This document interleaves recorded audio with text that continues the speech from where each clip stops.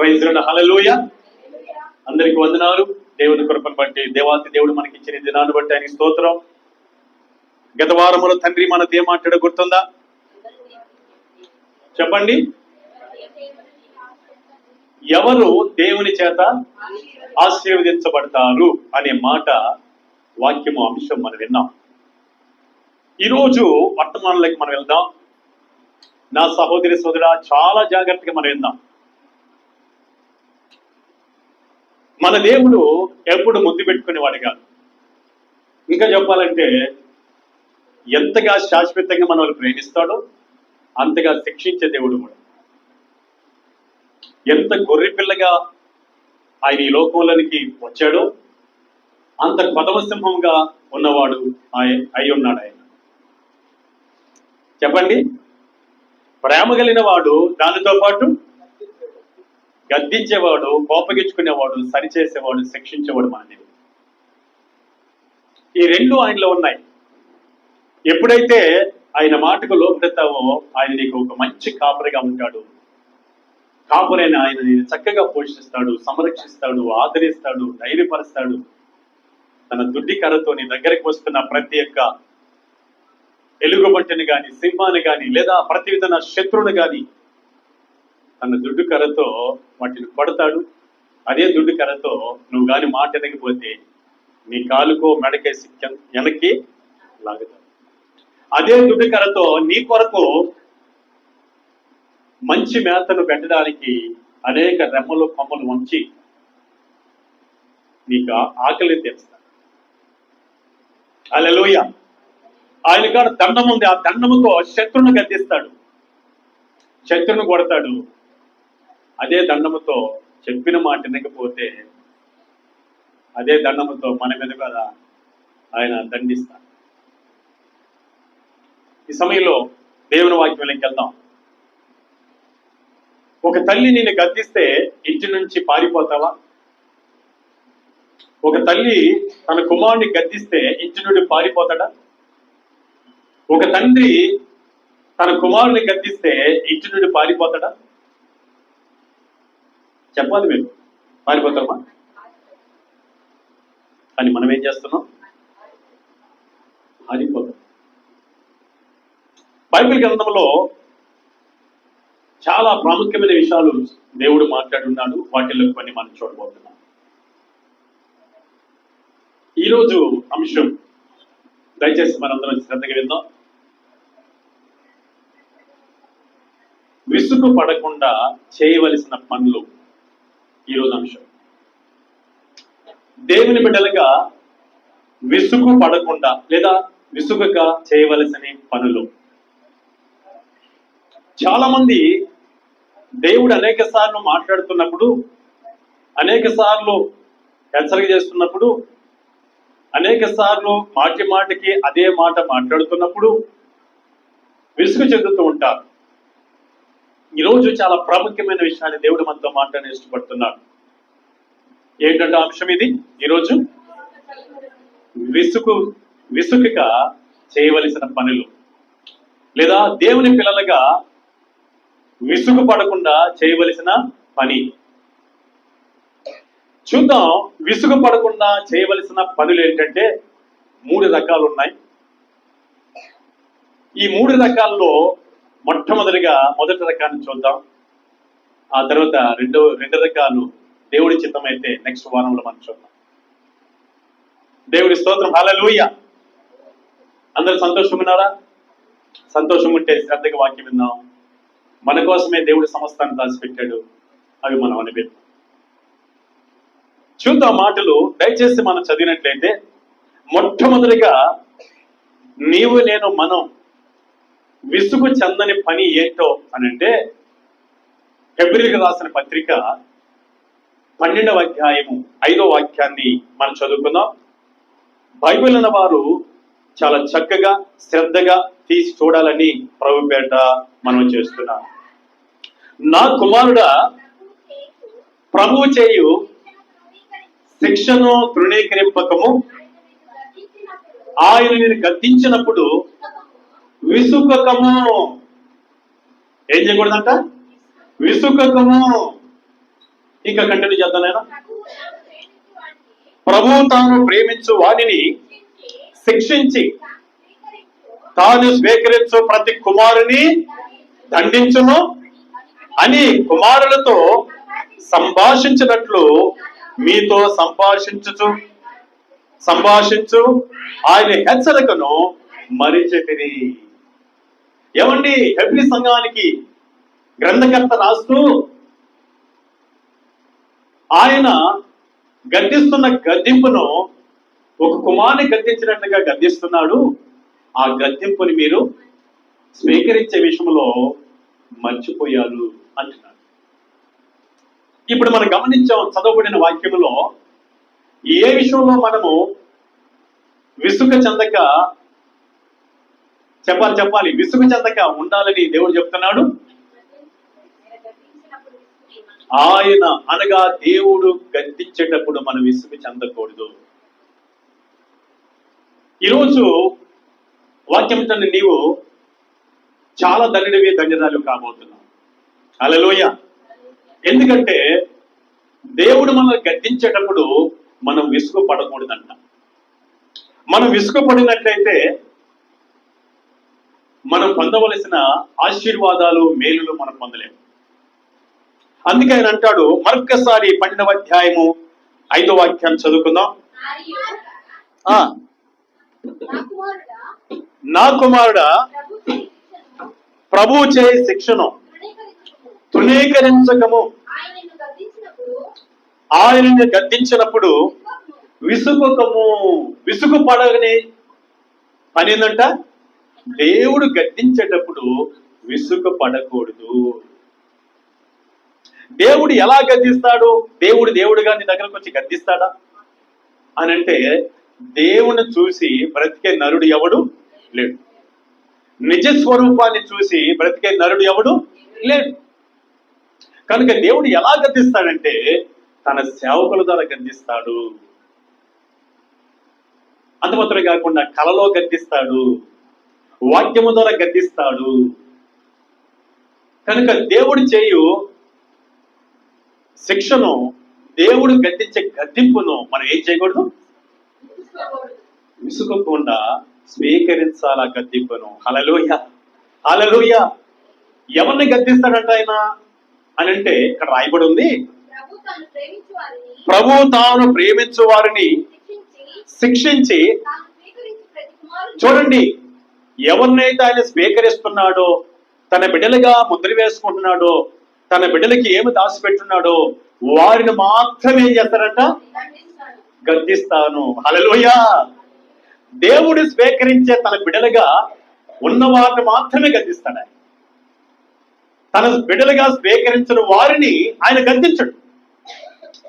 బయట వాళ్ళతో నాకేమనండి, నా స్వరక్తమిచ్చి నేను కొన్నాను, నువ్వు నా కుమార్తెవి. నా స్వరక్తమిచ్చి నేను కొన్నాను, నువ్వు నా కుమారుడివి. నీకు మేలు దాచిపెట్టాను, ఆశీర్వాదం దాచిపెట్టాను, ఎత్తైన సింహాసనాన్ని దాచిపెట్టాను, గొప్పతనాన్ని దాచిపెట్టాను, ఘనతను దాచిపెట్టాను. ఇవన్నీ నువ్వు పొందాలి కనుక ఆ స్థాయికి రావాలంటే నిన్ను నేను తప్పక గద్దించాలి. నేను స్వీకరించాను నా కుమారుడిగా ఒక స్థాయిలో పెట్టడానికి, కనుక నేను గద్దిస్తాను. హల్లెలూయా. ఏం చేస్తాడంటే ఆయన గద్దిస్తాడు. ఆ గద్దింపుకు మనం ఏం చేయకూడదు, విసుగుగా ఆ గద్దింపును స్వీకరించాలి. హల్లెలూయా. దేవుడు నన్ను గద్దిస్తున్నాడు, ఇందువలన నాకేం అర్థం అవుతుందంటే ఆయన కుమారుడుగా నన్ను స్వీకరిస్తున్నాడు, ఆయన నా మీద ఒక బాధ్యత కలిగి ఉన్నాడు, ఆయన నాకేదో దాచిపెట్టున్నాడు, అది నేను పొందడానికే నన్ను గద్దిస్తున్నాడు అని మనం విసుగు చెందక ఆ గద్దింపుని ఏం చేయాలా, స్వీకరించాలా. హల్లెలూయా, హల్లెలూయా. ఇదిగో మీరు మర్చిపోయారు ఆ విషయం అంటూ హెబ్రీ గ్రంథకర్త రాస్తూ ఎక్కడి విషయాన్ని గుర్తు చేస్తున్నాడంటే సామెతల గ్రంథం. దయచేసి చూడండి, సామెతల గ్రంథం 3వ అధ్యాయం 11వ వాక్యాన్ని గుర్తు చేస్తున్నాడు హెబ్రీ గ్రంథకర్త. హెబ్రీ పత్రికలో చదవడానికి మనం ప్రయత్నం చేద్దాం. సామెతల గ్రంథం, నా కుమారుడా యెహోవా శిక్షను తృణీకరింపవద్దు, ఆయన గద్దింపునకు విసుగవద్దు. తండ్రి తనకిష్టుడైన కుమారుని గద్దించు రీతిగా ఎవరినైనా గద్దించేది?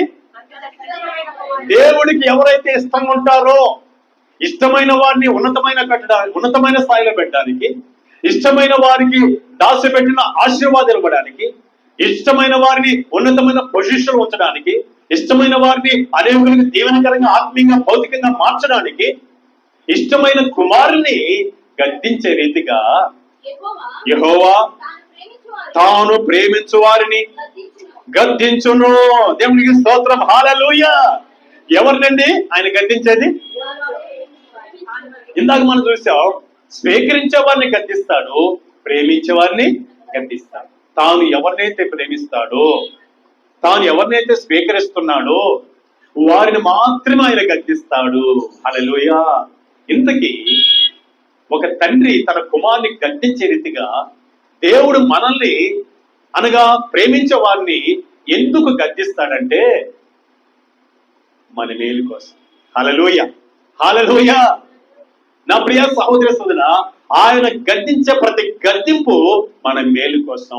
అదే సామెతల గ్రంథం, దయచేసి మనం చదివినట్లయితే, అదే సామెతల గ్రంథం 27వ అధ్యాయము 5వ వాక్యాన్ని మనం చదివినట్లయితే అద్భుతమైన మాట అక్కడ ఉంటుంది. చదువుదాం. లోపల ప్రేమించుట కంటే బహిరంగముగా గద్దించుట మేలు.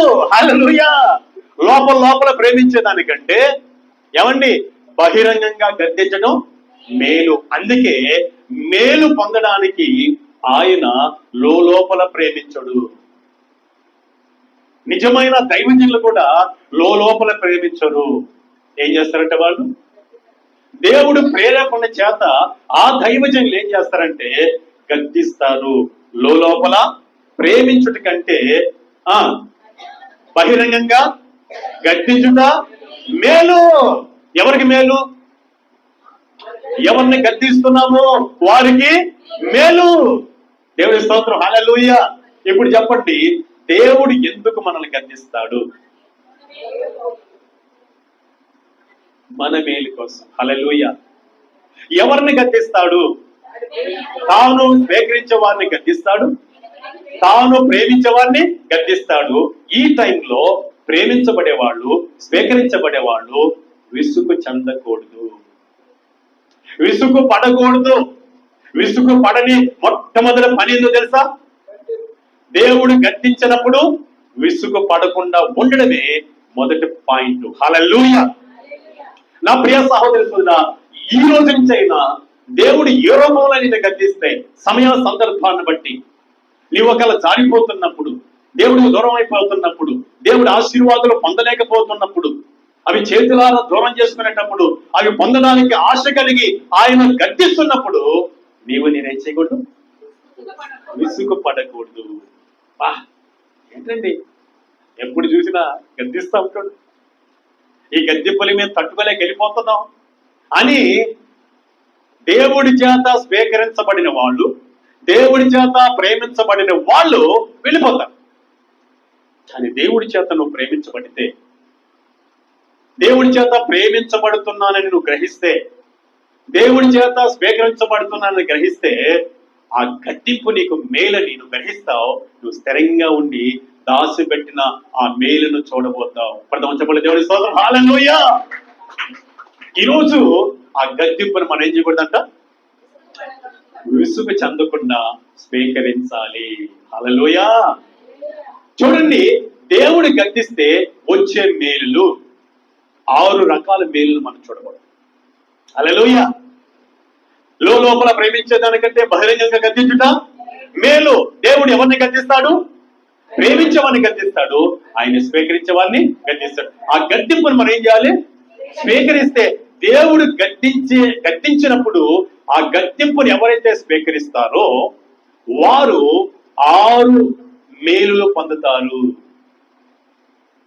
6 మేలులు పొందుతారు. నంబర్ 1 మేలు మనం చూద్దాం, చదవడానికి మనం ప్రయత్నం చేద్దాం. దేవుడికి స్తోత్రం కలుగును గాక. సామెతల గ్రంథం 15వ అధ్యాయము దయచేసి చూడండి, 32వ వాక్యాన్ని మనం చదువుకుందాం. శిక్ష నొల్లని వాడు తన ప్రాణమును తృణీకరించును, గద్దింపును వినువాడు వివేకియగును. హల్లెలూయా. నెంబర్ 1 మేలేందంట, గద్దింపును వినువాడు, గద్దింపును స్వీకరించేవాడు. ఇది నా మేలు కోసమే గద్దింపు అని గ్రహించే వారు ఏ మేలు పొందుతారంట? వివేకమును. ఏంటి వివేకం అంటే? వివేకం అంటే తెలివి జ్ఞానమును పొందుతారు. దేవుడి గద్దింపును స్వీకరించిన వాళ్ళు ఏం పొందుతారు? వివేకమును పొందుతారు. వివేకము నీకుంటే పాపం నీ దగ్గరకు వచ్చినప్పుడు వివేకముతో తప్పించుకుంటాం. మోసం నీ దగ్గరకు వచ్చినప్పుడు వివేకం నీకుంటే మోసంలో పడకుండా తప్పించుకుంటాం.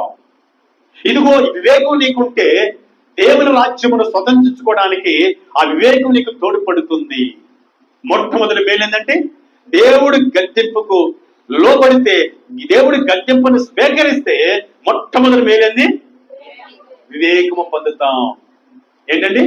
వివేకం పొందుతాం. నీ ఇంట్లో అన్ని ఉన్నాయి, నీ ఒంటి నిండా బంగారం ఉంది, మంచి అందగత్తివి లేదా అందగాడివి, వివేకం లేకపోతే చెప్పాలి. వివేకం లేకపోతే వాక్యం ఏం చెప్తుంది తెలుసా? వివేకము లేని సుందర స్త్రీ పంది ముక్కునున్న బంగారు కమ్మి వంటిది. వివేకము లేని సుందర స్త్రీ పంది ముక్కునున్న బంగారు కమ్మి వంటిది. పంది ముక్కన బంగారు కమ్మి ఉంటే ఆ ముక్కి ఆడ పెడుతుంది, పంది మాలిన్యంలో పెడుతుంది. వేస్ట్. దేవుడు పోలుస్తున్నాడు. ఏం కావాలి నీకు? వివేకం కావాలి. వివేకం కావాలంటే, తెలివి జ్ఞానం రావాలంటే దేవుడు గద్దింపు నీకు అవసరం. ఆ దేవుడి గద్దింపు నీ స్థాయిని పెంచుతుంది. హల్లెలూయా. నీకు ఘనతను తెచ్చిపెడుతుంది. చూసారా? దేవుని గద్దింపును స్వీకరిస్తే నెంబర్ 1 మేలేంది? వివేకం పొందుతాం. అందుకే యేసు ప్రభువు అన్నాడు, తన శిష్యుని పిలిచి 12 మందిని ఏమన్నాడంటే, ఇదిగో తోడేళ్ల మధ్యలోకి మిమ్మల్ని నేను పంపిస్తున్నాను గనుక మీరు ఎలా వారి మధ్యలో నడవాలో తెలుసా? ఎలా నడవాలో తెలుసా? పావురము వలె పరిశుద్ధులుగా జీవించండి, పాముల వలె వివేకము కలిగి ఉండండి. గమనించినట్లయితే వివేకం ఎలా వస్తుందో చూడండి. ప్రభువైన యేసుక్రీస్తు తన 12 మంది శిష్యులకు చెప్తున్నాడు. ఏమని చెప్తున్నాడంటే, ఇదిగో తోడేళ్ల మధ్యకు గొర్రెలను పంపినట్లు నేను మిమ్మల్ని పంపుచున్నాను గనుక పాముల వలె వివేకమును, పావురము వలె నిష్కపటలను ఉండుడి. హల్లెలూయా. పాము వలె వివేకం కలిగి ఉండండి, పావురం వలె నిష్కపటలై ఉండండి అని తన శిష్యుడికి చెప్పి ఆయన సేవకు పంపిస్తున్నాడు అపోస్తలులు 12 మందిని. చూడండి, ఆ వివేకం ఎందుకంట తప్పించుకోవడానికి, పాపం నుండి తప్పించుకోవడానికి, మోసం నుండి తప్పించుకోవడానికి, అలాగే ఈ లోకంలో శత్రు చేతిలో నుంచి తప్పించుకోవడానికి వివేకం మనకు అవసరం. ఆ వివేకం ఎలా వస్తుందంట? దేవుని యొక్క గద్దింపు ద్వారా వస్తుంది. జాగ్రత్తగా వినాలి, తిరిగి చెప్పాలి. ఎలా వస్తుంది ఆ గద్దింపు? దేవుని గద్దింపు వలన మనకేమొస్తుందంట? వివేకం వస్తుంది. సామెతలు 15:32 మనం చదివాం. హల్లెలూయా. అది మేలు మనకు. ఆ వివేకం మనకు లేకపోతే ఈ లోకంలో మనం ఏమైపోతాం? చెప్పాలి, మోసపోతాం. అందుకే శిష్యుడు ఏమన్నాడు ఆయన? ఇదిగో తోడేళ్ల మధ్యకి గొర్రెలను పంపినట్లు నేను మిమ్మల్ని పంపుచున్నాను గనుక పావురము వలె నిష్కపటలై ఉండండి, పాముల వలె వివేకం కలిగి ఉండండి. పాము చూడండి, ఒక శబ్దం తగలగాని, ఆ శబ్దం వినగాని పాము ఏం చేస్తుంది? చాలా జాగ్రత్తగా నక్కేస్తుంది, దాక్కుంటుంది. అలాగనే ఒక పాపాన్ని చూసినా, ఒక శత్రువును చూసినా, ఈ సమస్య ఎదురవుతుందని చూసినా మీకు వివేకం కావాలి. దాంట్లో తప్పించుకోవడానికి ఆ వివేకం కావాలంటే, క్షేమకరంగా ఉండాలంటే, తప్పించుకొని బ్రతకాలంటే, పాపమును జయించాలంటే ఏం కావాలి మీకు? వివేకం. వివేకం ఎలా వస్తుంది? వాక్యం చెప్తుంది, ఇదే నీకు మేలు. హల్లెలూయా. లోపల ప్రేమించేదానికంటే బహిరంగంగా గద్దించుట మేలు. ఏంటా మేలు అంటే, నెంబర్ 1 దేవుని గద్దింపు వలన మనకు వివేకం వస్తుంది. చాలా చాలా ఆత్మీయంగా మనం బ్రతకగలం, దేవుడికి ఇష్టడుగా బ్రతకగలం, లోకాన్ని, పాపాన్ని, శత్రువును జయిస్తూ మనం బ్రతకగలం. అట్టి కృప దేవుడు మన దయచేయను గాక. God bless you. హల్లెలూయా. ఇక రెండవ ఆశీర్వాదాన్ని మనం చూద్దాం. దేవుని గద్దింపు ద్వారా మనకి ఏమొస్తుందో మనం చూద్దాం. చదవడానికి ప్రయత్నం చేద్దాం. యోబు గ్రంథం 5వ అధ్యాయం 17వ వాక్యాన్ని మనం చదువుకుందాం. యోబు గ్రంథం 5వ అధ్యాయము 17వ వాక్యం చదువుకుందాం. దేవుడు దేవుడు గద్దించు మనుషుడు ధన్యుడు. హల్లెలూయా. ఎవరు ధన్యులండి? దేవుడు ఎవరినైతే గద్దిస్తాడో వాళ్ళు ధన్యులైపోతారు. చాలా మంది దైవజనుడు దేవుని యొక్క దైవావేశం వలన గద్దిస్తున్నప్పుడు దాన్ని స్వీకరించకుండా విసుగు చెందుతూ ఉంటారు. ఈరోజు అంశం ఏంటి? విసుగు పడకుండా చేయవలసిన పనులు ఏంటంటే, నెంబర్ 1, దేవుడు గద్దించేటప్పుడు విసుగు పడకూడదు. విసుగు పడకుండా ఉన్నట్లయితే ఆ గద్దింపు అనగా దేవుని గద్దింపు మనకు మేలు చేస్తుంది. ఏంటా మేలు? నెంబర్ 1 చూసాం, వివేకము కలుగుతుంది ఆ గద్దింపులో. నెంబర్ 1. నెంబర్ 2, దేవుడు గద్దింపులో రెండవ ఆశీర్వాదం ఏంటంటే ధన్యులమవుతాం. హల్లెలూయా. ఏమవుతాం మనం? ధన్యులమవుతాం. హల్లెలూయా. ఏమవుతాం చెప్పండి? ధన్యులమవుతాం. ఎందుకంటే దేవుడు మనల్ని గద్దించేటప్పుడు ధన్యులమవుతాం. ధన్యులం అనగా సంతోషించే వాళ్ళం, ఆనందించే వాళ్ళగా చేయబడతాం. దేవుడు మనల్ని గద్దించినప్పుడు విసుగు చెందితే సంతోషించే వాళ్ళగా మారలేం, ఆనందించే వాళ్ళగా మారలేం. సనుక్కుంటూ బాధపడుతూ ముఖం వికారం చేసుకొని ఇంటికి వెళ్ళిపోతాం, లేదా నష్టపోతాం. సహోదరి సహోదరా, నెంబర్ 2 చూస్తున్నాం, దేవుడు గద్దింపులో వచ్చే ఆశీర్వాదం. దేవుడు గద్దిస్తే ఆ గద్దింపు మనకు ధన్యకరంగా మారుతుంది. బైబిల్ గ్రంథంలో ఒకనొక రాజుని దేవుడు గద్దించాడు. ఎలా గద్దించాడంటే తన సేవకుడు ద్వారా 2 పర్యాయములు గద్దించాడు. 2 సార్లు గద్దించాడు దేవుడు. ఆ 2 సార్లు గద్దించినప్పుడు ఆయన ధన్యుడయ్యాడు.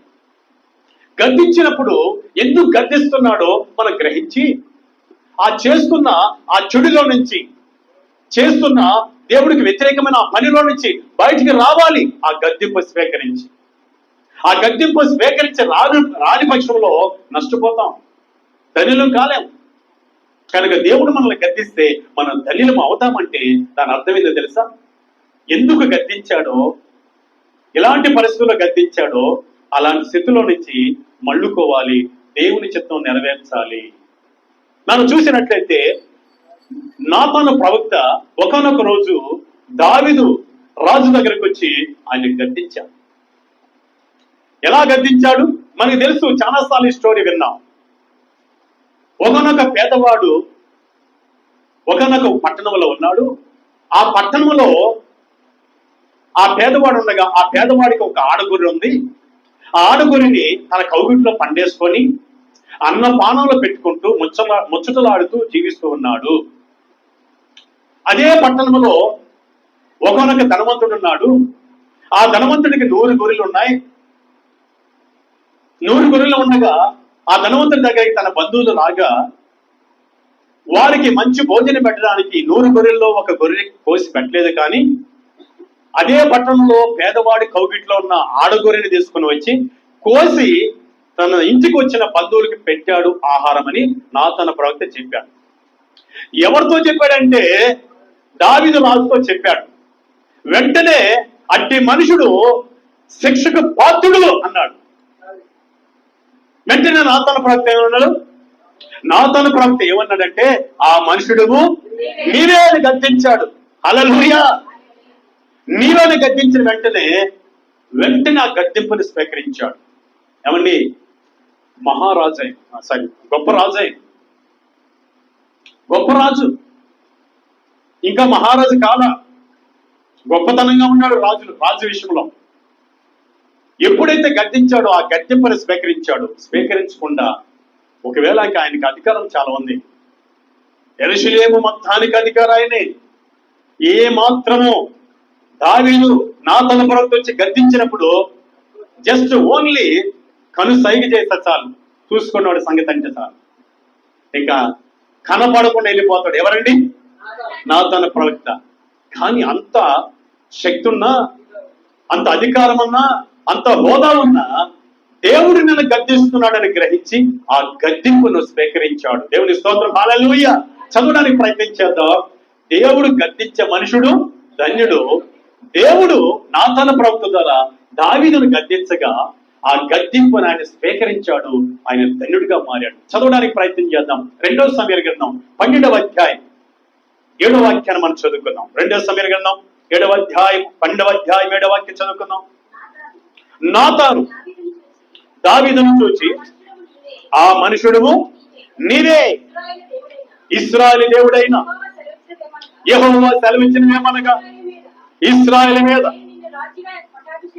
నేను నిన్ను రాజుగా పట్టాభిషేకము చేసి సౌలు చేతిలో నుండి నిన్ను విడిపించి నీ యజమానుని నగరని నీకు అనుగ్రహించి నీ యజమానుని స్త్రీలను నీ కౌగిటి చేర్చి ఇశ్రాయేలు వారిని యూదా వారిని నీకు అప్పగించితిని. చూడండి, ఈ విధంగా నేను సమస్తము నీ చేతికిచ్చాను, నీవు చేయకూడని పని చేశావు, చేయకూడని పాపం చేశావు, ఇదిగో నీకు శిక్ష విధించబడబోతుందని దేవుడు గద్దించగా ఆ మనుషుడు నీవని చెప్పగా ఇవన్నీ వివరంగా మాట్లాడుతుండగా పశ్చాత్తాపడి ఏమంటున్నాడో చదవడానికి మళ్ళీ మనం ప్రయత్నం చేద్దాం. చదవడానికి ప్రయత్నం 13వ వాక్యం చదువుకున్నాం. నేను పాపము చేసి తిని దావీదు నాతానుతో అనెను, నాతాను నీవు చావుకున్నట్లు యెహోవా నీ పాపమును పరిహరించను. దేవుని స్తోత్రం, హల్లెలూయా. ఎప్పుడైతే దావీదుడు పాపములో ఉన్నావని, పాపం వల్ల వచ్చే జీతం మరణమని, పాపం వల్ల వచ్చే నాశనము నీకు వస్తుందని తను ప్రేమిస్తున్నాడు, తను స్వీకరిస్తున్నాడు కనుక దావీదుని దేవుడు గద్దిస్తున్నాడు.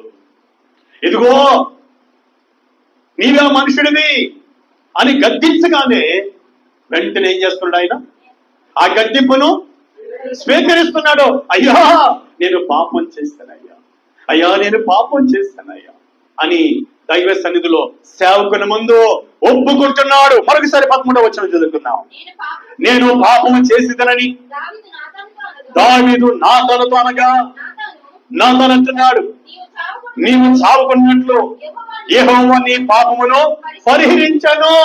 దేవునికి స్తోత్రం. ఇప్పుడు ఏమయ్యాడు ఆయన? చెప్పాలి. దేవుడు గద్దించినప్పుడు ఆ గద్దింపును స్వీకరించాడు కనుక ధన్యుడయ్యాడు. లేదంటే ప్రాణం పోగొట్టుకున్నాను. ఏమండి, మహారాజుగా పేరు రాదు, 40 సంవత్సరాలు ఇశ్రాయేలు ప్రజల్ని యూదులను కలిపి రాజ్యము పరిపాలన ఆయన చేయలేడు. ఆ ధన్యత ఆయన జీవితంలో రాదు. దేవుడు గద్దించే మనుషుడు ధన్యుడు. దావీదేమయ్యాడు చెప్పండి? ధన్యుడయ్యి మహారాజు 40 సంవత్సరాలు ఏకదాటిగా పరిపాలన చేశాడు. హల్లెలూయా. దేవుడు గద్దించినప్పుడు ఆ గద్దింపుని స్వీకరించము, నువ్వు ధన్యుని అవుతావు, నువ్వు ధన్యురాలు అవుతావు. నీ జీవితం పొడిగించబడుతుంది, నీ ఆవిష్కారం పొడిగించబడుతుంది, నీవు అనేకులకి దేవునికరంగా మారుతావు. ఇది గొప్ప ధన్యత. ఇది మొదటిసారిగా గద్దించాడు నాతాను ప్రవక్త ద్వారా దేవుడు. రెండవసారి కూడా దేవుడు గద్దిస్తున్నాడు. ఎందుకు గద్దించాడంటే, ఒకనొక రోజు యుద్ధానికి వెళ్ళేటప్పుడు తన సైన్యాధిపతి యోబుతో అంటున్నాడు, యోబు మన దగ్గర ఎంతమంది సైన్యం ఉన్నారు లెక్క పెట్టండి, యుద్ధం వీరులు ఎంతమంది ఉన్నారు లెక్క పెట్టండి అని అంటే యోబు అంటున్నాడు, ఏలినవాడా, ఎప్పుడైనా మన సైన్యాన్ని లెక్క పెట్టుకున్నామా? యెహోవే కదా మన ముందుండి, యెహోవే కదా మన జనాంగం, యెహోవే కదా సమస్తం, ఆయన కదా మన యుద్ధంలో విజయం ఇచ్చింది, ఇప్పుడు ఎందుకు లెక్క పెట్టమంటున్నామంటే దావీదు కోప్పడి తన సైన్యాధిపతిని యోబుతో అంటాడు, ముందు వెళ్ళు లెక్క పెట్టుకొని వచ్చి నాకు చెప్పంటాడు. లెక్క పెట్టుకొని వచ్చి చెప్పమన్నప్పుడు ఆయన ఇంచుమించు కొన్ని మాసములు లెక్క పెట్టి, ఏమండి 11 మాసముల 3 నెలలు పైబడి లెక్క పెట్టి ఆ లెక్కంతా దావీదుకి చెప్పాడు.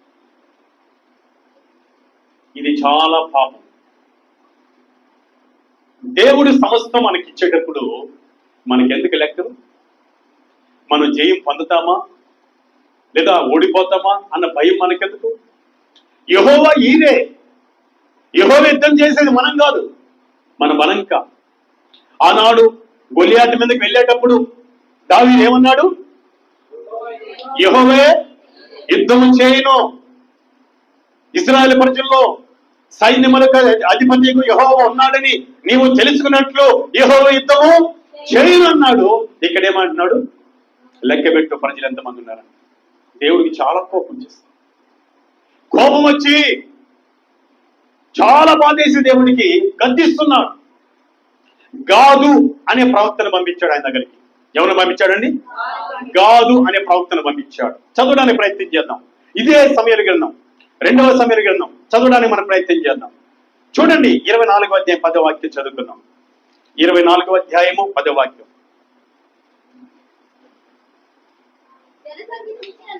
జనసంఖ్య చూసినందుకై దావీదు మనసు కొట్టుకొనగా అతడు నేను చేసిన పని వలన గొప్ప పాపము కట్టుకుంటుని నేను ఎంతో అవివేకనై దాన్ని చేసి తిని యెహోవా కరుణించి నీ దాసుడైన నా దోషమును పరిహరింపమని యెహోవాతో మనవి చేయగా. ఇప్పుడు చదువుకుందాం. ఒక అద్భుతమైన మాట మనం చదవడానికి ప్రయత్నం చేద్దాం. 13వ వాక్యం చదువుకుందాం. కావున గాదు దావీదు వద్దకు వచ్చి ఇతని సంగతి తెలియజేస్తున్నాను. ఏమని గద్దిస్తున్నాడు? దేవుడు ఇక్కడ గద్దిస్తున్నాడు. ఎందుకు లెక్క పెట్టుకున్నావు అయ్యా నువ్వు? ఎందుకు లెక్క పెట్టుకున్నావు? ఎందుకు లెక్క పెట్టుకున్నావు? సహకరించు. ఎందుకు లెక్క పెట్టుకున్నావు? నేను లేనా? ఎందుకు ఈ పని చేశాను అని దేవాది దేవుడు గాదు అనే ప్రవక్తను పంపిస్తున్నాడు. ఇది 2వసారి గద్దిస్తున్నాడు దేవుడు. చేయకూడని తప్పు చేసేసి ఏమండి పశ్చాత్తాపడుతుండగా ఇప్పుడు గాదు అనే ప్రవక్తను పంపించి దేవుడు గద్దిస్తున్నాడు. ఇప్పుడు మనం చదవడానికి మరొకసారి ప్రయత్నం చేద్దాం. కావున చదువు. కావున గాదు దావీదు వద్దకు వచ్చి ఇట్లని సంగతి తెలియజెప్పాను. నీవు ఈ దేశమందు 7 సంవత్సరములు క్షామము కలుగుటకు ఒప్పుకొందువా? నిన్ను తరుముచున్న నీ శత్రువుల ఎదుట నిలువలేక నీవు 3 నెలలు పారిపోవుటకు ఒప్పుకొందువా? ఈ దేశమందు 3 దినములు తెగులు రేపుటకు ఒప్పుకొందువా? దేవుడు ఇక్కడ గద్దిస్తున్నాడు. గాదును పంపించాడు, గాదుని సేవకుని పంపించాడు. ఇదిగో నువ్వు తప్పు చేశావు, జనాంగాన్ని లెక్క పెట్టుకున్నావు, నన్ను ప్రక్కన పెట్టావు. దేవుడు అంటున్నాడు, నేనే ప్రతి విషయంలో నీకు యుద్ధంలో సహాయం చేశాను.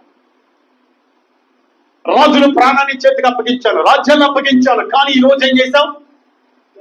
జనాన్ని లెక్క పెట్టుకున్నావు. కనుక ఇప్పుడు దేవుడు గద్దిస్తున్నాడు. 3 విషయాలు చెప్పి గద్దిస్తున్నాడు. 3 ఆప్షన్స్ ఇస్తున్నాడు. ఇదిగో నంబర్ 1 అంటున్నాడు. ఒకసారి మరి చదువుమా. నీవు నీ దేశమందు 7 సంవత్సరముల క్షామము కలుగుటకు ఒప్పుకొందువా? నీవు నీ దేశమందు 7 సంవత్సరాలు కరువు రావడానికి ఒప్పుకుంటావా? నెంబర్ 1 చెప్పాడు. నెంబర్ 2 చూడండి. నిన్ను తరుముచున్న నీ శత్రువులు ఎదుట నిలువలేక నీవు 3 నెలలు పారిపోదువా? ఏమండి, నిన్ను తరుగుతున్నా, ఓ దావీదు, నిన్ను తరుగుతున్నా నీ శత్రువులు ఎదుట 3 నెలలు నిలవకుండా పారిపోతావా? లేదా 3వ పాయింట్, ఈ దేశమందు 3 రోజులు తెగుళ్ళు రావడానికి ఒప్పుకుందావా అని అడిగాడు. దేవుడికి వ్యతిరేకమైన పని చేస్తే దేవుడు మనకు గద్దిస్తాడు. 3 రకాలుగా గద్దిస్తున్నాడు. ఈ దేశమందు చెప్పాలి మొదటిగా 7 సంవత్సరములు క్షామం రావడానికి ఒప్పుకుందువా? లేదంటే నేను తరిమే శత్రువులు ఎదుట 3 మాసములు పరిగెత్తుకుని వెళతావా? లేదంటే 3 దినములు ఈ దేశమందు తెగులు రావడానికి ఒప్పుకుందావా అని అన్నాడు. గద్దించాం అని గద్దించగానే భయపడిపోయి 7 సంవత్సరాల కరువు కంటే 3 మాసముల శత్రువుల తరిమే దానికంటే నా దేవుని చేతిలో పడటం మేలనుకొని 3 రోజులు తెగులు రావడానికి మంచిదయ్యా అని ఒప్పుకున్నాడు. వెంటనే ఏం జరిగిందో చదవడానికి మనం ప్రయత్నం చేద్దాం. చూడండి ఆ మాటలు దయచేసి మనం చూసినట్లయితే 15వ వచనం చదువుకుందాం. 2 సమూయేలు గ్రంథం 24వ అధ్యాయం 15వ వచనం. అందుకు యెహోవా ఇశ్రాయేలు మీదకి తెగులు రప్పించగా ఆ దినము ఉదయం మొదలుకొని సమాజపు కోటకు వేళ వరకు అది జరుగుచుండెను. అందుచేత దాని నుండి బేర్షెబ వరకు 70,000 మంది మృతి పొందిరి. ఎంతమంది చనిపోయారండి? 70,000 మంది మృతి పొందారు. ఎందుకు మృతి పొందారు చెప్పండి? దావీదు చేసిన అవిధేయతన పని బట్టి, దావీదు గారు తీసుకున్న అవిధేయత పనిని బట్టి ఇశ్రాయేలు ప్రజల్లో ఇంచుమించు దాని మొదలుకొని బేర్షెబ వరకు ఎంతమంది చనిపోయారంట? 70,000 మంది చనిపోయినారు. ఏమండి, దేవుడు ఒకవేళ ఆ టైంలో గద్దించకుండా ఆ 3 హెచ్చరికలు చేయకుండా ఉండుంటే 70,000 మంది కాదు, సమస్తము హతమైపోయి ఉండేవాడు. దేవుడు ఎందుకు గద్దిస్తాడు తెలుసా? మనల్ని ధన్యులుగా చేయడానికి, క్షామం నుంచి, శత్రువు చేతుల నుంచి, కరువుల నుంచి విడిపించడానికి దేవుడు మనల్ని గద్దిస్తాడు. ఆ గద్దింపును మనం ఏం చేయాలి? స్వీకరించినప్పుడు మనం ధైర్యం అవుతాం. హల్లెలూయా. ఇదిగో మొదటిసారి గద్దించినప్పుడు పాపం ఒప్పుకున్నాడు, తిరిగి దేవుడు ఆ సింహాసనంలో కూర్చోబెట్టాడు, తను ఆశీర్వదించి మహారాజుని చేశాడు. ఇదిగో రెండో పర్యాయం గద్దిస్తున్నాడు, ఇప్పుడు కూడా పశ్చాత్తాపడుతున్నాడు. ఏమని పశ్చాత్తాపడుతున్నాడో తెలుసా? మనం చదివినట్లయితే 17వ వచనం చదువుకున్నాం. దావీదు జనులను నాశనము చేసిన దూతను కనుగొని యెహోవాను ఇలాగూ ప్రార్థించెను, చిత్తగించము, పాపము చేసిన వాడను నేనే, దుర్మార్గముగా ప్రవర్తించిన వాడును నేనే. గొర్రెల వంటి వీరేమి చేసిరి, నన్నును నా తండ్రి ఇంటి వారిని శిక్షించును అని ప్రార్థన చేశాడు. హల్లెలూయా, హల్లెలూయా. అంటే గద్దింపుని ఏం చేస్తున్నాడు? ఇక్కడ స్వీకరిస్తున్నాడు. అయ్యా, గొర్రెల వంటి స్వభావం కలిగిన వాళ్ళు ఈ ప్రజలు, వాళ్ళు ఎందుకై చనిపోయింది? పాపం చేసింది నేను, నన్ను నా ఇంటి వారిని శిక్షించాయని పశ్చాత్తాపడి ఆ గద్దింపుని స్వీకరించగా దేవాతి దేవుడు ఒక ప్రవక్తలో వచ్చి మాట్లాడుతున్నాడు. ఇదిగో ఫలానా చోటుకి వెళ్ళి ఫలానా స్థలములో ఆ ప్లేస్ను కొనుక్కొని అక్కడ బలిపీఠము కట్టి నీవు దేవుణ్ణి ఆరాధించినట్లయితే దేవుని కోపం చల్లారుతుంది, ఆ వధ ఆగుతుందని చెప్పడం జరిగింది. కనుక దావీదు వెళ్ళి దేవుడు ఏదైతే చెప్పాడో ఆ ప్రాంతానికి వెళ్ళి ఆ ప్రాంతంలో వెలిచి ఆ ప్లేస్ ను కొనుక్కొని ఆ ప్లేస్ లో దేవుడికి సమాధాన బలులు అలాగే పాపభరత బలులు ఇచ్చి దేవుని కనపరచగా, దేవుని స్తుతించగా వధ అక్కడికి ఆగిపోయింది. హల్లెలూయా. ఆ మాటలు కూడా మనం చదవడానికి ప్రయత్నం చేద్దాం. ఇదే 2 సమూయేలు గ్రంథం 24వ అధ్యాయము 24వ వాక్యాన్ని మనం చదువుకుందాం. రాజు, నేను అలాగూ తీసుకొనను, వెల ఇచ్చి నీ యొద్ద కొందును, వెల ఇయ్యక నేను తీసుకొననని దానిని నా దేవుడిన యెహోవాకు దహన బలిగా అర్పించదనని అరోనాతో చెప్పి ఆ కళ్ళమును ఎడ్డను 50 తులముల వెండికి కొనిను. అక్కడ దావీదు యెహోవా నామమున ఒక బలిపీఠము కట్టించి దహన బలులను సమాధాన బలులను అర్పించెను. యెహోవా దేశము కొరకు చేయబడిన విజ్ఞాపనలను ఆలకింపుగా ఆ తెగులు ఆగి ఇశ్రాయేలు విడిచి పోయెను. హల్లెలూయా. ఎప్పుడైతే దేవుడు గద్దిస్తాడో మనం ధైర్యమవుతాం. ఎందుకంటే మన మీదకి వచ్చిన తెగుళ్ళు వెళ్ళిపోతాయి. గద్దించినప్పుడు మన పాపాన్ని మనం ఒప్పుకుంటాం. ఇదిగో దావీదు ఒప్పుకున్నాడు, విడిచిపెట్టేశాడు.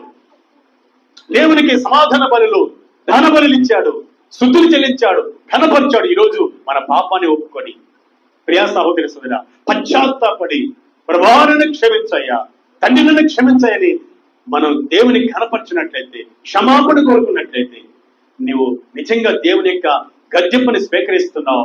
నువ్వు ధన్యుడు అవుతావు, ధన్యులు అవుతావు. నీ మీదకి వచ్చే ఏ నష్టము ఇక మీదకి రాకుండా దేవుడు దానిని తొలగిస్తాడు. కనుకనే మనము ధన్యులం అవుతాం. అట్టి కృప దేవుడు మనకి దయచేయును గాక. హల్లెలూయా, హల్లెలూయా. ఈ సమయంలో మన వాక్యం విన్నాం చక్కగా. ఎవరిని గద్దిస్తాడు దేవుడు? అది స్వీకరించే వారిని గద్దిస్తాడు. ఎందుకు గద్దిస్తాడు? చెప్పాలి. ఎందుకు గద్దిస్తాడు? మన మేలు కోసం. ఏంటంటే ఆ మేలు నెంబర్ 1 వివేకము పొందుకుంటాం. నెంబర్ 2 ధన్యులమవుతాం. పోగొట్టుకునే ఆశీర్వాదాలు పోగొట్టుకోకుండా తిరిగి మళ్ళీ పొందుకొని సంతోషిస్తాం. దావీదు అదే పొందుకున్నాడు, సంతోషిస్తాం. ఇక మూడోదిగా చూద్దాం, దేవుడు గద్దిస్తే వచ్చే మేలేంటో మనం చూద్దాం. దేవుడికి స్తోత్రం. హల్లెలూయా, హల్లెలూయా. చూద్దాం సామెతల గ్రంథం 13వ అధ్యాయము, సామెతల గ్రంథం 13వ అధ్యాయము 18వ వాక్యాన్ని మనం చదువుతాం.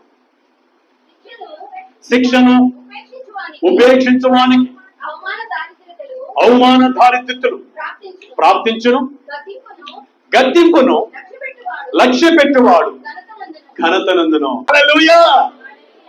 గద్దింపును స్వీకరిస్తే, గద్దింపును లక్ష్య పెడితే, దేవుడు గద్దించేటప్పుడు స్వీకరిస్తే, లేదా ఆ గద్దింపు లక్ష్య పెడితే, నా కోసమే ఈ గద్దింపు, నా కోసమే, నా మేలు కోసమే, నా తండ్రి నా సేవకుల నుంచి, నా తండ్రి నా సహోదరులో నుంచి, నా తండ్రి నా తల్లిలో నుంచి, నా శరీర సమాన తండ్రిలో నుంచి గద్దిస్తున్నాడు అని మనం లక్ష్య పెట్టినట్లయితే మనం ఏమవుతాం? ఘనత పొందుతాం. ఏం పొందుతాం? ఘనత పొందుతాం. ఇప్పుడు దావీదు ఏం పొందాడు? ఘనత పొందాడు. హల్లెలూయా, హల్లెలూయా. ఈ సమయంలో నువ్వు ఘనత పొందాలనుందా? ఘనత పొందాలనుందా? అలాగైతే దేవుడిని గద్దించినప్పుడు ఏం చేయాలి? ఆ గద్దింపుని ఏం చేయాలి? లక్ష్య పెట్టాలి, లేదా స్వీకరించాలి. అప్పుడు నువ్వు ఘనత పొందుతావు. గద్దించేటప్పుడు విసుగు చెందకూడదు. బైబిల్ గ్రంథంలో కొంతమంది భక్తులను, కొంతమంది అపోస్తులను గద్దించాడు అనేక సార్లు ప్రభు. ఒకనొకసారి నిద్రపోతున్నప్పుడు శిష్యులు ఏమన్నాడు తెలుసా? మూర్ఖ తరమ వారలారా, ఎంతకాలం మీతో ఉండేది అని గద్దించాడు. అతమాత్రం కాదు, 5,000 మందికి ఆహారం పెట్టిన సంగతి మర్చిపోయిన సంగతి, మరొక చోట ఆహారం పెట్టడానికి ప్రయత్నం చేసినప్పుడు, ప్రభువా ఎంత మందికి ఆహారం ఎక్కడ పెడతామంటే, ఆ రోజు పెట్టిన ఆహారం సంగతి మర్చిపోయారా అని శిష్యులు ఏం చేశాడు? గద్దించాడు. ఎప్పుడైతే గద్దించాడో ఆ గద్దింపుకు ఆ శిష్యులు లోపడ్డారు కాబట్టి వారు ఘనత పొంది ప్రపంచాన్ని తల్లకిందులు చేసేవాడు. హల్లెలూయా. ప్రపంచానంట విద్య లేని పామరులు అనేక దేశాలలో చెప్పుకున్నారంట, అనేక ప్రాంతాల్లో చెప్పుకున్నారంట, భూమిని తల్లకిందులు చేసేవాడు వచ్చారు. భూమిని తల్లకిందులు చేసే ఘనత పొందిన వాళ్ళు ఎందుకయ్యారు? యేసయ్య గద్దింపుని స్వీకరించారు. యేసయ్య గద్దింపు నీకు ఘనతలు తెచ్చి పెడుతుంది. హల్లెలూయా. యేసయ్య గద్దించేటప్పుడు మనం ఏం చేయకూడదు? చెప్పాలి. విసుగు చెందకూడదు. విసుగు చెందేవా ఘనత పొందలేవు. విసుగు చెందేవా ధన్యకరంగా మారలేవు. విసుగు చెందేవా వివేకం పొందలేవు. విసుగు చెందేవా మేలును చూడలేవు. ఈ సమయంలో నేను ముందుకెళ్ళిపోతున్నా, సమయం లేదు కాబట్టి మూడోదిగా ఏం చూసాం మనం? మూడో మేలు ఏంటంట? దేవుడు గద్దింపును లక్ష్యం పెట్టినట్లయితే, ఈ వాక్యం చదివేటప్పుడు ఒకసారి బైబిల్ తీసుకొని చదువుతున్నప్పుడు ఆ మాటని గద్దించినట్లుగా ఉంటుంది. వెంటనే ఆ మాటను ఏం చేయాలి తెలుసా? లక్ష్య పెట్టాలి. కొన్ని సందర్భాల్లో ఆటోమేటిక్ గా తెలియకుండా మన ఇంటికి ఎవరో ఒక సహోదరుడు వస్తాడు, దేవుని నమ్మిన వారు మనల్ని గద్దిస్తారు. లేదా హఠాత్తుగా మన సేవకుడే మన ఇంటికి వస్తాడు, ఏదో అలవాట్లో పొరపాటు చేస్తా ఉంటావు. వెంటనే గద్దించినప్పుడు ఏం చేయాలి? స్వీకరించాలి. నువ్వేమవుతావు తెలుసా? ఘనత పొందుతావు. ఇకపోతే 4వ ఆశీర్వాదం మనం చూద్దాం. 4వ ఆశీర్వాదం, దేవుడు మనం గద్దిస్తే మనకు వచ్చే ఆశీర్వాదం ఏంటో తెలుసా? దయచేసి మనం చదువుదాం. సామెతల గ్రంథం 15వ అధ్యాయము, సామెతల గ్రంథం 15వ అధ్యాయము 5వ వాక్యాన్ని మనం చదువుకుందాం. మూఢుడు తన తండ్రి చే శిక్షను తిరస్కరించును, గద్దింపునకు లోబడిన వాడు ఏమవుతాడంట? బుద్ధిమంతుడగును. హల్లెలూయా, హల్లెలూయా. గద్దింపునకు లోబడిన వాడు. ఇందాక గద్దింపు లక్ష్య పెట్టేవాడు. ఇందాక దానికి ముందు మనం చూసినప్పుడు గద్దింపును స్వీకరించేవాడు, గద్దింపును లక్ష్య పెట్టేవాడు, గద్దింపుకు లోబడేవాడు ఏమవుతాడంట? బుద్ధిమంతుడు అవుతాడు. ఒక తల్లిగా మన బిడ్డని గద్దించినప్పుడు, అరే నాన్న నువ్వు చేసే పని కరెక్ట్ కాదు, అమ్మా నువ్వు చేసే పని కరెక్ట్ కాదని ఆ పిల్లల్ని గద్దించి సరైన దారిలో పెడుతున్నప్పుడు వాళ్ళ ఆ మాటకు లోబడితే వాళ్ళు మంచి బుద్ధి కలిగిన వాళ్ళు అవుతారు. ఒకవేళ మనం గద్దిస్తూ సరైన మార్గంలో పెట్టాలనుకున్నప్పుడు ఆ గద్దింపుకు వాళ్ళు లోబడకపోతే చెప్పండి, వాళ్ళు బుద్ధి కలిగిన వాళ్ళు అవుతారా? వాళ్ళు బుద్ధిమంతులు అవుతారా? ఏమవుతారు? తిరుగుబోతులు అవుతారు, బుద్ధిహీనులు అవుతారు, రౌడీలు అవుతారు, గూండాలు అవుతారు. ఇప్పుడు చెరసాల్లో జైలు శిక్ష అనుభవించేది ఎవరు తెలుసు? అనేకులు బుద్ధి లేనివాడు. ఎందుకు వాళ్ళకి బుద్ధి లేదంటే వారు తల్లి చేసిన శిక్షను, వారు తల్లి చేసిన గద్దింపును, వారు తల్లి చేసిన గద్దింపును వారు స్వీకరించక, ఆ గద్దింపుకు లోబడక, ఆ గద్దింపు లక్ష్య పెట్టక వారి జీవితాలు చెరసాలలో మగ్గిపోతున్నాయి. వింటున్నారా సహోదరి సోదరా? 4వ ఆశీర్వాదం ఏంటంట? దేవుడు మనల్ని గద్దించినప్పుడు ఆ గద్దింపుకు మనం లోబడినట్లయితే ఏమవుతాం? బుద్ధిమంతులు అవుతాం. ఏమండి, నేను అంటున్నాను, నీ కుమారుడు బుద్ధిమంతుడు అవడానికి, నీ కుమార్తె బుద్ధిమంతురాలు అవడానికి, లేదా నీవు బుద్ధిమంతురాలుగా బుద్ధిమంతుడు అవడానికి ఎంత ధనం ఇస్తే, ఎక్కడ ధనము గడితే, ఎక్కడ ఫీజు గడితే, ఏ అధికారి దగ్గరికి పోతే ఆ బుద్ధి దొరుకుతుంది? చెప్పాలి. ఆ బుద్ధి దొరుకుతుంది. ఆ బుద్ధి ఒకే చోట దొరుకుతుంది. అది దేవుని యొక్క గద్దింపులో మాత్రమే బుద్ధి దొరుకుతుంది. దేవుని స్తోత్రం, హల్లెలూయా. ఎప్పుడు మనకు గద్దింపు, దేవుని గద్దింపు వస్తుందో బుద్ధి వస్తుంది. ఈ బుద్ధి మన ఇంటిని, మన ఆత్మ సంబంధమైన ఇంటిని బండ మీద కట్టుకోవడానికి చాలా చాలా చాలా సహాయపడుతుంది. హల్లెలూయా. అందుకే మత్తయి సువార్తలో 7వ అధ్యాయంలో 24వ వాక్యంలో మన ప్రభువైన యేసుక్రీస్తు 2 ఏళ్ల గురించి చెప్పాడు. ఆయన ఏమని చెప్పాడు తెలుసా?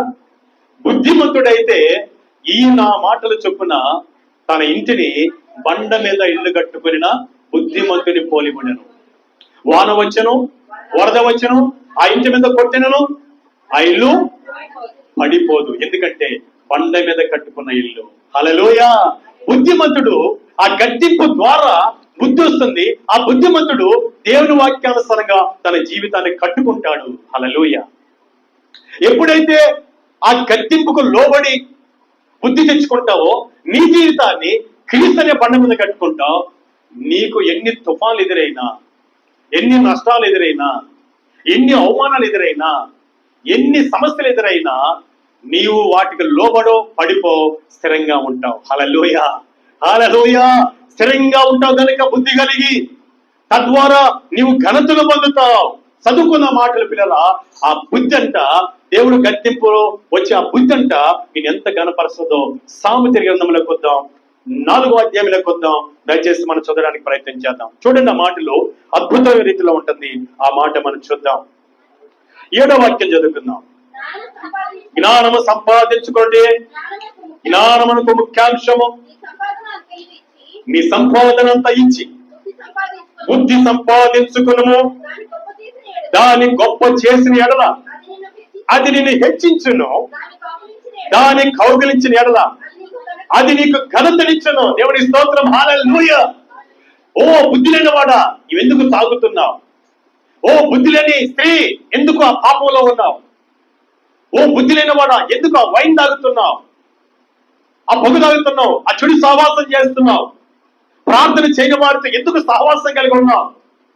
ఎందుకు దైవ సన్నిధికి క్రమంగా రాలేకపోతున్నావు అని దేవుడు గద్దించినప్పుడు ఆ గద్దింపును స్వీకరించి ఆ గద్దింపు మాటకు లోబడి ఆయన చెప్పినట్టు నడిచినట్లయితే నీకేమొస్తుంది?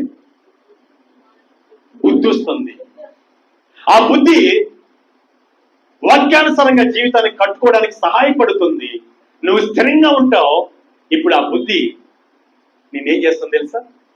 రాయబడి ఉంది, ఘనపరుస్తుంది. హల్లెలూయా, హల్లెలూయా. సామెతల గ్రంథం 4వ అధ్యాయం 8వ వాక్యం మనం చదువుతున్నాం. దాని గొప్ప చేసిన ఎడల, అనగా దేవుని మాటకు, ఇంకా దేవుని గద్దింపుకు ఇంకా లోపడుతూ ఇంకా లోపడుతూ ఇంకా లోపడుతూ ఉంటే బుద్ధిని ఏం చేస్తున్నాం? గొప్ప చేసుకుంటున్నాం. దాన్ని ఏం చేస్తున్నాం? బుద్ధిని ఎలా గొప్ప చేసుకుంటాం చెప్పండి? ఏమండి, దేవుని మాటకు, దేవుని గద్దింపుకు ఇంకా లోపడుతుంటే బుద్ధి ఏమవుతుంది? ఎక్కువ అవుతుంది. అనగా బుద్ధిని గొప్ప చేసుకుంటాం. చూస్తున్నామా 8వ వాక్యంలో? సామెతల గ్రంథం 4:8 దాని గొప్ప చేసిన దేనిని ఏమండి, వైన్ కాదు గొప్ప చేసేది, పాపం కాదు గొప్పగా చేసేది, ఈ లోక సంబంధం ఆస్తిపాస్తులు కాదు గొప్ప చేసేది. నేను గొప్ప చేసుకోవాలి, బుద్ధిని గొప్ప చేసుకోవాలి. బుద్ధిని గొప్ప చేసుకోవాలంటే ప్రతి గద్దింపుకు లోపడతా ఉంటే మంచి బుద్ధి మనలో ఎక్కువ అవుతుంది. గొప్ప చేసుకుంటాం ఆ బుద్ధిని. ఆ బుద్ధి మనల్ని ఏం చేస్తుందంట? హెచ్చిస్తుంది. ఆ బుద్ధి మనల్ని ఏం చేస్తుందంట? ఘనపరుస్తుంది. దేవునికి స్తోత్రం, హల్లెలూయా. ఎక్కడ ఆ బుద్ధి దొరుకుతుంది మనకు? దేవుని గద్దింపులో దొరుకుతుంది. ఆ గద్దింపులో దొరికిన బుద్ధిని ఎక్కువ చేసుకోవాలి. అనగా ప్రతి గద్దింపుకు మనం లోపడుతుంటే ఎక్కువ అవుతుంది, హెచ్చించబడతాం, బుద్ధి తెచ్చుకుంటాం. అందుమాత్రమే కాదు, తిరిగి అదే బుద్ధి ప్రభువు రాకడలో ఎత్తబడేటట్టు చేస్తుంది. హల్లెలూయా, హల్లెలూయా. ఆ బుద్ధి ఏం చేస్తుంది? ఎత్తబడేటట్టు చేస్తుంది. అందుకే మత్తయి సువార్త 25వ అధ్యాయము 1 నుంచి 5 వచనాల వరకు మనం చదివినట్లయితే అక్కడ ఏమి రాయబడిందో తెలుసా? బుద్ధి లేని కన్నికలు, బుద్ధి గల కన్నికల గురించి రాయబడింది. బుద్ధి గల కన్నికలు ఏం చెప్పారు? పెళ్లి కుమారుడు వచ్చిన వెంటనే బుద్ధిని సంపాదించుకొని దాన్ని గొప్ప చేసుకున్న వాళ్ళు వెంటనే, పెళ్లి కుమారుడు వచ్చిన వెంటనే వాళ్ళు ఏం చేయబడ్డారు? ఎత్తబడ్డారు. దేవుని స్తోత్రం, హల్లెలూయా. బుద్ధిని అనగా దేవుని గద్దింపును స్వీకరించకుండా, లక్ష్య పెట్టకుండా, లోబడకుండా ఆ గద్దింపును విసుగు చెంది సిద్ధపడిన వారు విడవబడి ఎత్తబడలేకపోయారు. ఇంత గొప్ప ఆశీర్వాదం ఉంది దేవుని గద్దింపులో. హల్లెలూయా, హల్లెలూయా. ఇంత గొప్ప ఆశీర్వాదం ఆయన గద్దింపులో ఉండగా మనం ఎందుకు ఆ గద్దింపుకు లోబడం? ఈ రోజు నుంచి మనం ఏం చేద్దాం? చెప్పాలి, అందరూ చెప్పాలి. దేవుని గద్దింపుకు మనం లోబడదాం. ఆ గద్దింపు మనకు బుద్ధి తెస్తుంది, మంచి బుద్ధిని ఇస్తుంది. ఆ బుద్ధి మనల్ని హెచ్చిస్తుంది, మనల్ని ఘనపరుస్తుంది, మనల్ని పరలోక రాజ్యములో పెళ్లి కుమారుడుగా వచ్చినప్పుడు ఎత్తబడేటట్టు చేస్తుంది. దేవుని స్తోత్రం, హల్లెలూయా. 5వదిగా మనం చూద్దాం, గద్దింపు ఏం చేస్తుంది. దేవుని గద్దింపు మనం చూద్దాం. ఆ మాటలు చదవడానికి ప్రయత్నం చేద్దాం. సామెతల గ్రంథం 29వ అధ్యాయము 15వ వాక్యాన్ని మనం చదువుకుందాం. సామెతల గ్రంథం 29వ అధ్యాయము 15వ వాక్యం చదువుకుందాం. ఎత్తమును గద్దింపును జ్ఞానము కలుగు చేయును, అదుపు లేని బాలుడు తన తల్లికి అవమానము తెచ్చును. మరొకసారి ముందుకు పోదమ్మా. బెత్తమును గద్దింపును జ్ఞానము కలుగు చేయును. హల్లెలూయా. గద్దింపు ఏం చేస్తుంది? గద్దింపు ఏం చేస్తుంది? జ్ఞానం కలిగేస్తుంది. బెత్తం కూడా కలిగేస్తుంది. కానీ సందర్భాన్ని బట్టి మనం ఏం తీసుకుంటున్నాం? గద్దింపుని తీసుకుంటున్నాం. దేవుని గద్దింపు మనకేం కలిగేస్తుంది? జ్ఞానము. హల్లెలూయా, హల్లెలూయా. మరి ఇంత జ్ఞానం దేవుని గద్దింపులో మనకు ఉన్నప్పుడు ఆ గద్దింపును ఎందుకు స్వీకరించకుండా, లోబడకుండా, లక్ష్య పెట్టకుండా విసుగు చెందుతాం? నీ టీచర్ నిన్ను గద్దించినప్పుడు లోబడు. నీ యజమానుడు నిన్ను గద్దించినప్పుడు లోబడు. నీ ఇంటివారు నిన్ను గద్దించినప్పుడు లోబడు. ఆ గద్దింపును లక్ష్య పెట్టు, ఆ గద్దింపును స్వీకరించు. నీ సంఘంలో ఎవరైనా నీవు తప్పిపోయినప్పుడు, నువ్వు దూరం అయిపోయినప్పుడు, సేవకుడు కానీ, సంఘస్థులు కానీ, సంఘ బిడ్డలు కానీ ఎవరైనా నేను గద్దించేటప్పుడు ఏం చేయాలి? లోబడాలి, స్వీకరించాలి, లక్ష్య పెట్టాలి. ఆ గద్దింపు దేవుడు నేను గద్దించేటప్పుడు ఆ గద్దింపును స్వీకరించాలి. ఆ గద్దింపులు ఏముందండి? చెప్పాలి, అందరూ చెప్పాలి. ఆ గద్దింపులు ఏముంది? జ్ఞానం ఉంది. జ్ఞానం నేను ఏం చేస్తుంది? ఏమండి? చెప్పాలి. జోసెఫ్కి దైవ జ్ఞానం ఉంది, దానియేలుకి దైవ జ్ఞానం ఉంది, సొలొమోనుకి దేవుడిచ్చిన జ్ఞానం ఉంది. వారి ముగ్గురిని దేవుడు ఏం చేశాడు? హెచ్చించాడు. హల్లెలూయా. దేవుని గద్దింపులో దైవ జ్ఞానం మనకుంది. ఆ జ్ఞానం మనల్ని ఏం చేస్తా తెలుసా? దానియేలు గారు నెబుకద్నెజరు కనిన కళల గురించి జ్ఞానంతో, దైవ జ్ఞానంతో కళ గురించి చెప్పినప్పుడు దేవుడు ఆ దేశంలో బబులోను రాజు ద్వారా హెచ్చించాడు దేవుడు. అలాగనే ఐగుప్తు దేశంలో యోసేపుకి ఇచ్చిన జ్ఞానం చేత దేవుడు ఆ దేశంలో హెచ్చించాడు. అలాగనే సొలొమోనుకు దేవుడిచ్చిన జ్ఞానం చేత అనేక దేశస్థులు ఆయనకు పన్ను కొడుతూ వచ్చారు. షేబా దేశపు రాణి తన ఒంటిల మీద తన పని వాళ్ళు తీసుకొని వెండి బంగారములు బహుమానాలు తీసుకొని సొలొమోను జ్ఞానమును తెలుసుకోవడానికి వినడానికి ఆయన దగ్గరకు వచ్చి బహుమానాలు ఇచ్చింది. అంతటి జ్ఞానం దేవుడిచ్చాడు కనుక ఆ జ్ఞానాన్ని చూడడానికి వినడానికి అనేకులు వచ్చారు, గణపరచబడ్డారు వాళ్ళు. ఈరోజు దేవుని గద్దింపులో ఉన్న ఆ జ్ఞానమును నువ్వు ఎందుకు స్వీకరించకూడదు? అర్థమవుతుందా? దేవుని జ్ఞానాలను నిజంగా పొందాలనుకుంటే దేవుని గద్దింపును తీసుకోవాలి. దేవుని స్తోత్రం, హల్లెలూయా చెప్పాలి. 5వ ఆశీర్వాదం ఏంటంట? దేవుని గద్దింపులు ఏముంది? జ్ఞానం. ఇప్పుడు దేవుడు గద్దిస్తున్నప్పుడు విసిగి చెందితే జ్ఞానం ఏమైపోద్ది? నీకు దూరం అయిపోద్ది. విసుగు చెందావా? ఒక టీచర్ నిన్ను గద్దిస్తున్నప్పుడు, ఒక లెక్చరర్ నిన్ను గద్దిస్తున్నప్పుడు, ఒక డాక్టర్ నిన్ను గద్దిస్తున్నప్పుడు, ఒక యజమాని నిన్ను గద్దిస్తున్నప్పుడు, ఒక తండ్రి తల్లి నిన్ను గద్దిస్తున్నప్పుడు, ఒక సేవకుడు నిన్ను గద్దిస్తున్నప్పుడు నువ్వు విసుగు చెందితే నీకు సరైన జ్ఞానం లేకుండా పోతుంది. దేవుడు గద్దించినప్పుడు విసుగు చెందితే సరైన జ్ఞానం లేకుండా ఒక స్థాయికి, ఒక స్థానానికి నువ్వు రాకుండా పోతావు. అనేకులకి దీవెనకరంగా మారకుండా పోతావు.